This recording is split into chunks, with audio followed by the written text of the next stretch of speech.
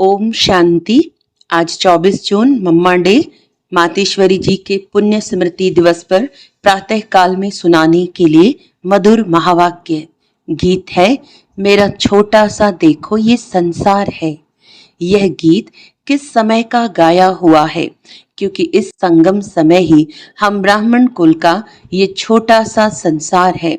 ये हमारा कौन सा परिवार है वह नंबरवार बतलाते हैं। हम परमपिता परमात्मा शिव के पौत्रे हैं। ब्रह्मा सरस्वती की मुख संतान हैं और विष्णु शंकर हमारे ताया जी हैं और हम आपस में सभी भाई बहन ठहरे। यह है अपना छोटा सा संसार। इनके आगे और संबंध रचा ही नहीं है। इसी समय का इतना ही संबंध कहेंगे।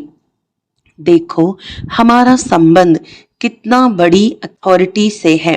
हमारा ग्रैंड पप्पा है शिव। उनका नाम कितना भारी है। वो सारी मनुष्य सृष्टि का बीज रूप है। सर्व आत्माओं का कल्याणकारी होने के कारण उनको कहा जाता है हर हर भोलानाथ शिव महादेव। वो सारी सृष्टि का दुख हरता सुख करता है। उस द्वारा हमें सुख शांति पवित्रता का बड़ा हक मिलता है। शांति में फिर कोई कर्म बंधन का हिसाब किताब नहीं रहता, परंतु ये दोनों वस्तु पवित्रता के आधार पर रखते हैं। जब तक पिता की परवरिश का पूर्ण वर्षा लें, पिता से सर्टिफिकेट नहीं मिला है, तब तक वो वर्षा मिल नहीं सकता। देखो ब्रह्मा के ऊपर कितना बड़ा काम है। मलेच्छ 5 विकारों में मैली अपवित्र आत्माओं को गुलगुल बनाते हैं। जिस अलौकिक कार्य का उजुरा फिर सतयुग का पहला नंबर श्री कृष्ण पद मिलता है। अब देखो उस पिता के साथ तुम्हारा कैसा संबंध है, तो कितना बेफिक्र और खुश होना चाहिए।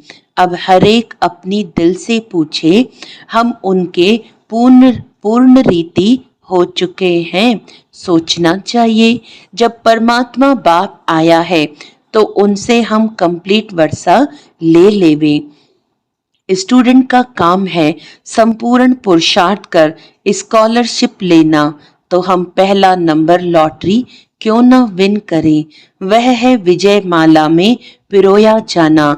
बाकी कोई है जो 2 लड्डू पकड़कर बैठे हैं, यहाँ का भी हद का सुख लूं और वहां भी वैकुंठ में कुछ न कुछ सुख ले लेंगे।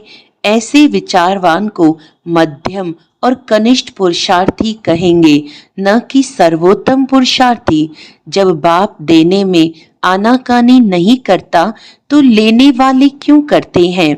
तब गुरु नानक ने कहा, परमात्मा तो दाता है, समर्थ है, मगर आत्माओं को लेने की भी ताकत नहीं।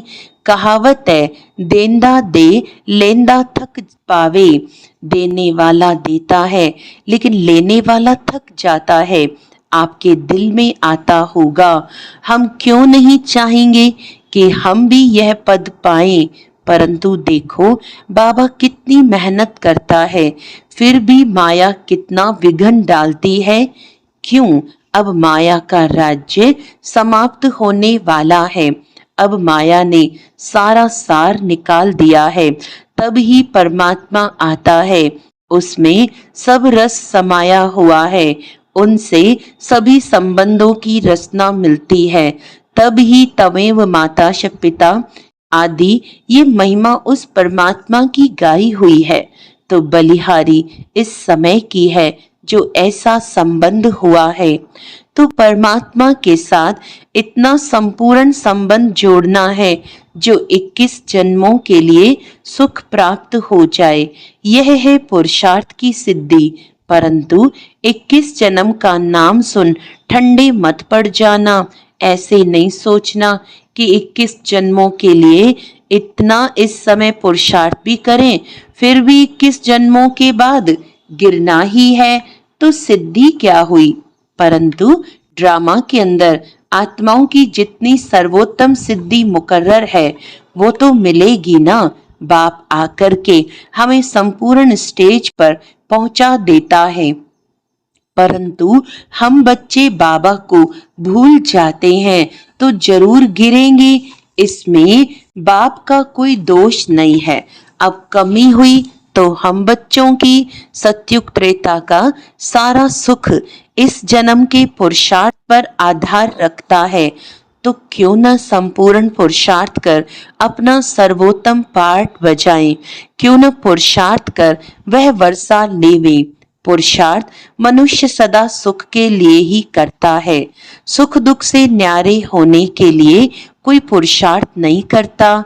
वो तो ड्रामा के अंत में परमात्मा आए, सभी आत्माओं को सजा दे, पवित्र बनाए, पाठ से मुक्त करेंगे।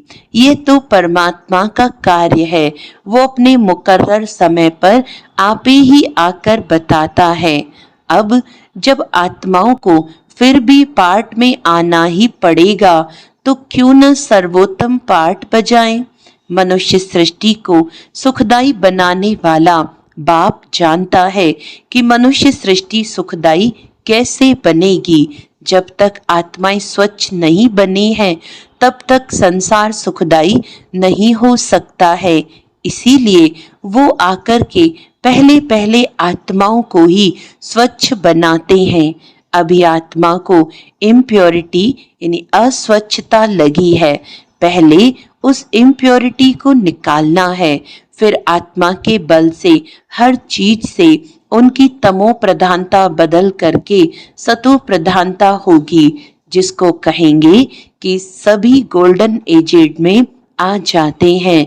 तो ये तत्व आदि सब गोल्डन एजेड स्टेज में आ जाते हैं, परंतु पहले आत्मा की स्टेज बदलती है तो आत्माओं का बदलाने वाला अर्थात आत्माओं को प्यूरिफाइड बनाने वाला फिर अथॉरिटी वो हो गया।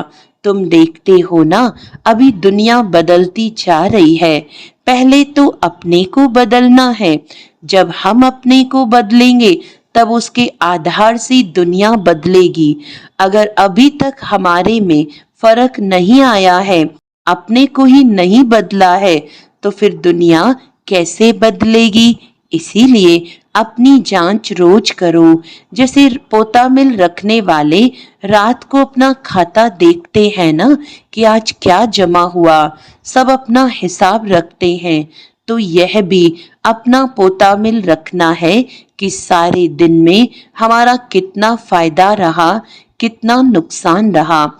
अगर नुकसान में कुछ ज्यादा गया तो फिर दूसरे दिन के लिए फिर खबरदार रहना है। इसी तरह से अपना अटेंशन रखने से फिर हम फायदे में जाते जाते अपनी जो पोजीशन है उसको पकड़ते चलेंगे। तो ऐसी जांच रखते अपने को बदला हुआ महसूस करना चाहिए। ऐसे नहीं कि हम तो देवता बनेंगे, वह तो पीछे बनेंगे, अभी जैसे हैं वैसे ठीक है। नहीं, अभी से वे देवताई संस्कार बनाने हैं। अभी तक जो 5 विकारों के वश संस्कार चलते थे, अभी देखना है कि उन विकारों से हम छूटते जा रहे हैं। हमारे में जो क्रोध आदि था वह निकलता जा रहा है। लोभ या मोह आदि जो था वह सब विकारी संस्कार बदलते जा रहे हैं। अगर बदलते जा रहे हैं, छूटते जा रहे हैं, तो मानो हम बदलते जा रहे हैं। अगर नहीं छूटते हैं तो समझो कि अभी हम बदले नहीं हैं। तो बदलने का फर्क महसूस होना चाहिए, अपने में चेंज आनी चाहिए। ऐसे नहीं कि सारा दिन विकारी खाते में ही चलते रहे, बाकी समझें कि हमने अच्छा कोई दान पुण्य किया, बस नहीं। हमारा जो कर्म का खाता चलता है उसी में हमको संभलना है। हम जो कुछ करते हैं उसमें किसी विकार के वश हो अपना विकर्मी खाता तो नहीं बनाते हैं। इसमें अपने आप को संभालना है, ये सारा पोता मेल रखना है और सोने से पहले 10-15 मिनट अपने को देखना चाहिए कि सारा दिन हमारा कैसे बीता। कई तो नोट भी करते हैं, क्योंकि पिछले पापों का जो सिर पर बोझ है उसे भी मिटाना है। उसके लिए बाप का फरमान है, मुझे याद करो। तो वह भी हमने कितना समय याद में दिया, क्योंकि ये चार्ट रखने से दूसरे दिन के लिए सावधान रहेंगे। ऐसे सावधान रहते रहते फिर सावधान हो जाएंगे, फिर हमारे कर्म अच्छे रहते चलेंगे और फिर ऐसा कोई पाप नहीं होगा। तो पापों से ही तो बचना है ना। अच्छा, मीठी माँ का मीठे मीठे बच्चों प्रति याद, प्यार और गुड मॉर्निंग। हम रूहानी बच्चों का रूहानी माता पिता को याद, प्यार और गुड मॉर्निंग। संदेशी के तन द्वारा सरस्वती माँ से अव्यक्ति प्रभु का मिलन एवं संवाद। बेटी श्री राधे, देखो तेरे पास कौन आए हैं पधारा है। कितनी बड़ी ताकत तुमसे बातचीत कर रही है। मेरे आने के राज से तुम खुद को भी जान सकती हो। आने वाले की पोजीशन के साथ खुद की पोजीशन अथवा पद को भी जान सकती हो। हे राधे बेटी, तुम मेरा जलवा देखना चाहती हो। मैं चाहूं तो 1 सेकंड में विनाश करा सकता हूं, परंतु करता नहीं हूं, क्योंकि विराट फिल्म अनुसार जो जो कर्तव्य जिस जिस द्वारा जैसे प्ले होने हैं वह अवश्य प्ले होंगे। अव्यक्त प्रभु अनादि कायदे कानून को जानने वाला ही अनादि कायदों की पहचान आकर देता है। ये सारी सृष्टि का अनादि खेल स्टेज पर प्ले होता है, तो प्रैक्टिकल प्ले होने में समय लेता है। अगर इतने वर्षों का खेल 1 सेकंड में पूरा कर दूं तो बाकी खेल क्या चले। तो जो जो तकलीफ जैसे जैसे देखनी अथवा सहन करनी है वो वैसे ही उसी अटपटे राज से रिपीट होती है। ये अटपटी रिपीटेशन है जिसको हे प्यारी मम राधे तुम और मैं देख कितना हर्षित होता हूँ। इस विराट ड्रामा के सभी पार्ट टेस्ट लेने वाले बने हुए हैं। इस खेल को चलाने वाला अगर चाहे तो 1 सेकंड में इस ड्रामे को ड्रॉप कर फिर नए सिरे से शुरू कर देवे, परंतु करता नहीं है, क्योंकि ईश्वर को भी इस साधारण रीति से कर्तव्य चलाना पड़ता है। स्वयं सर्वशक्तिवान निराकार ईश्वर साकार में है, परंतु साधारण वेश में। यही तो भूल भुलैया का खेल है। जिसको जो जाने वह जानी जाननहार। बेटी श्री राधे, प्रिय वत्सों को ये सहन करने का मार्ग भी अवश्य तय करना है। यद्यपि मैं चाहूं तो अपने वत्सों प्रति इसे सहज मार्ग भी बना सकता हूं, क्योंकि साक्षात्कार कराने की चाबी मेरे हाथ में है। अगर किसी भी धनवान भक्त को किसी देवता का साक्षात्कार करा दूं तो वह अपना सारा धन लेकर यज्ञ में आए स्वाहा कर देवे, क्योंकि ईश्वर तो सभी धनवानों का धनवान है। लेकिन तेरा पिता चाहता है कि मैं अपने बेगर्स प्रिय वत्सों को प्रिंस और प्रिंसेस बनाऊं, इसीलिए तुम ये सब सहन करने के बाद ही प्रिंस और प्रिंसेस चाहे बनेंगे। पिता जानता है कि वत्सों को ये सहन करने का मार्ग अवश्य तय करना है, क्योंकि सहन करना यह ईश्वरीय व दैवी गुण है जिसमें ही खुशी समाई हुई है। इस गुण से ईश्वरीय सुख महसूस होता है। सहन करते भी तुम कितनी मौज मनाते हो, यही गोपनीय ज्ञान है। ऐसा अनासक्त योगी ही स्थायी सुख को प्राप्त करता है। अभी तो परीक्षाओं का समय नजदीक आ पहुंचा है। हर एक वत्स आने वाली परीक्षाओं को इन एडवांस सामने रख उस अभ्यास में चलता चले।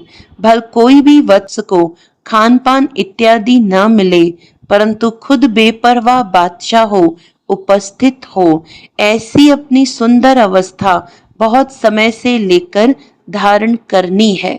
अगर कोई समझता है कि उस समय आपे ही चल जाऊंगा, ये समझ बैठना अपने को धोखा देना है। इसीलिए पहले से ही सावधान हो रहना है। मेरे अति प्रिय वत्स याद में तो बैठते हैं, परंतु अभी तक उस लाइट का तेज मेरे वतन तक नहीं पहुंचता है। हर एक जब लाइट स्वरूप हो उपस्थित होंगे तो उनके योग का तेज मेरे वतन में आएगा, तब ही उन हर एक की संपूर्ण लाइट उन्हों में प्रवेश होगी। उस समय की फिर शक्तियों की महिमा निकलेगी। तो हर एक को अपने निश्चय में स्थैर्य रहना है, जो मैं भी अगर उतारूं तो भी उतर न सके। हे शिरोमणि शक्ति राधे, शक्तियों को ज्ञान निष्ठा बल में और मुख से ज्ञान मुरली बजाने में तैयार रहना चाहिए। तुम्हें अपनी एक रस ईश्वरीय दृष्टि से हर एक को निहाल कर अपने मधुर वीणा से पहचान देनी है कि मैं कौन हूँ और मेरा पिता कौन है। कैसे ब्रह्मा में भगवान प्रत्यक्ष हुआ है, जो इस अंत के समय डेविल वर्ल्ड को खलास कर अपने निज देश डीटी वर्ल्ड में ले जा रहा है। हे राधे बेटी, जब हर एक की अवस्था दीपक की ललाट सदृश्य स्थैर्य रहेगी, तब सूक्ष्म अंतः प्रेरणाओं को पकड़कर अपना कार्य संपूर्ण रीति से सिद्ध कर सकेंगे। जितनी ज्ञान अनुसार अवस्था होगी, उतना ही प्रेरणाओं को पकड़ सकेंगे। जितना उस अवस्था में लगातार रहेंगे, उतना संपूर्ण प्रेरणाएं टच हो सकेंगी। ओहो बेटी राधे, मेरा स्वरूप तो देखो। क्या वत्स मेरे स्वरूप को नहीं देख सकते कि कैसे अखंड ज्योति तत्व से आकर मैं साक्षात प्रवेश हो आए बात करता हूँ। मेरे द्वारा ही ये सब साक्षात्कार होते हैं, क्योंकि मैं ही सभी का मूल समूह हूँ। देखो, प्रकृति के बीच में चमकती है ज्ञान लाइट। वत्स सिर्फ यह विचार करें कि आहा, जिसको सारी सृष्टि पुकार रही है, वह स्वयं सर्वशक्तिवान ईश्वर यज्ञ में हम वत्सों के सम्मुख आए पधारा है। उसकी शीतल गोद में बैठने से हृदय शांत हो जाता है। अगर रचना को रचने वाला मिल गया तो फिर उसको छोड़ उसकी रचना में क्यों जाऊं। हाईएस्ट में हाईएस्ट अथॉरिटी, सर्व ताकत का खुद मालिक, जिससे सर्व ताकतें प्रकट हुई हैं, उस पहचान में आ गए तो फिर ये गोद छोड़ना असंभव हो जाएगा। जब द क्रिएटर की पहचान आ जावे, तब तो समझें कि ये कौन है। समझा शिरोमणि राधे। अच्छा, हम रूहानी बच्चों की रूहानी बाप दादा को याद प्यार गुड मॉर्निंग, नमस्ते नमस्ते नमस्ते जी। वरदान है, सदा अतीन्द्रिय सुख के झूले में झूलने वाले संगम युग की सर्व अलौकिक प्राप्तियों से संपन्न भव। जो बच्चे अलौकिक प्राप्तियों से सदा संपन्न हैं, वो अतीन्द्रिय सुख के झूले में झूलते रहते हैं। जैसे जो लाडले बच्चे होते हैं, उनको झूले में झुलाते हैं, ऐसे सर्व प्राप्ति संपन्न ब्राह्मणों का झूला अतीन्द्रिय सुख का झूला है। इसी झूले में सदा झूलते रहो, कभी भी देह अभिमान में नहीं आना। जो झूले से उतरकर धरती पर पांव रखते हैं, वो मैले हो जाते हैं। ऊंचे से ऊंचे बाप के स्वच्छ बच्चे सदा अतीन्द्रिय सुख के झूले में झूलते मिट्टी में पांव नहीं रख सकते। स्लोगन, मैं त्यागी हूं। इस अभिमान का त्याग ही सच्चा त्याग है। अच्छा, आज का अव्यक्त इशारा है, जब स्वयं को अकाल मूरत आत्मा समझेंगे, तब अकाले मृत्यु से अकाल से, सर्व समस्याओं से बच सकेंगे। मानसिक चिंताएं, मानसिक परिस्थितियों को हटाने का एक ही साधन है अपने इस पुराने शरीर के भान को मिटाना। देह भान को मिटाने से सर्व परिस्थितियां मिट जाएंगी। अच्छा, ओम शांति।